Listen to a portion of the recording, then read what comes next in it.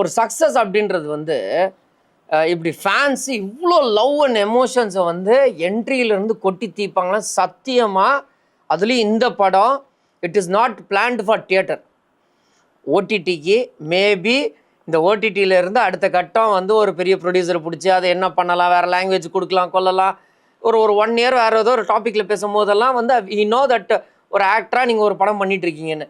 இப்படி படத்துக்கு வந்து இப்படி ஒரு ரெஸ்பான்ஸ் அப்படின்ற இடத்துல பீயிங் அன் ஆக்டர் இந்த கொண்டாட்டத்தை வந்து ஃபேன்ஸுக்கு நீங்கள் என்ன சொல்ல விரும்புகிறீங்க? ஆக்சுவலி ஃபேன்ஸுன்னு நான் அவங்கள சொல்ல மாட்டேன். ஃபேமிலி என்னுடைய பிளட் அது.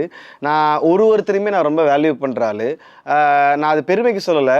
நான் எங்கேயோ ஒரு ரோட்டில் ஒரு யூடியூப் சேனலில் ஒரு இடத்துல இருக்கும் போது என்னை யாராவது பார்த்து ரெகக்னைஸ் பண்ணுவாங்களா, நீங்கள் தானே அதுன்னு சொல்லுவாங்களான்னு நான் ஏங்கியிருக்கேன்.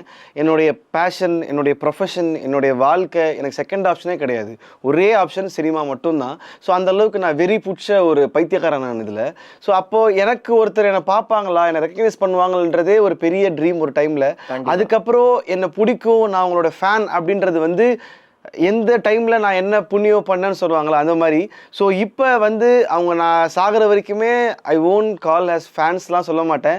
அவங்க லவ்வை கொடுக்குறாங்க, அந்த லவ்வை நான் கேரி பண்ணிகிட்டு இருக்கேன். எப்படி நீங்கள் உங்களோட டிஸ்பிளேல உங்கள் லவ்வை காமிக்கிறீங்களோ, தனுஷ் சார் எப்படி எனக்கு வந்து கருங்காலி மாலை கொடுத்தாரோ அந்த மாதிரி ஒருத்தரோட லவ்வை கேரி பண்ணுறேன். நான் இன்னும் அதுக்கு எவ்வளோ பொறுப்பாக இருக்கணும்னு ஆசைப்படுவேன். ஸோ நான் அந்த ஃபேமிலிக்கு நான் இன்னும் என்ன நல்ல நல்ல படங்கள் பண்ணலாம், இன்னும் என்னை தகுதிப்படுத்திக்கலாம், இன்னும் எப்படி என்னை நல்லபடியாக காமிக்கலான்றது நான் ரொம்ப பொறுப்பாக என்னுடைய வேலையை நான் பார்ப்பேன்.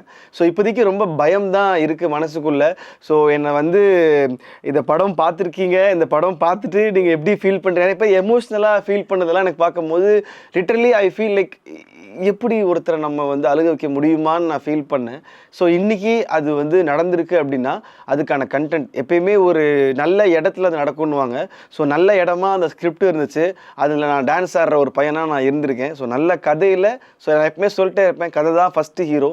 ஸோ அதுக்கப்புறம் தான் நான். ஸோ இந்த படத்தில் இந்த கதை ஹீரோ, அதில் நான் ஒரு கேரக்டர் பண்ணியிருக்கேன். இதுதான் நடந்திருக்கு.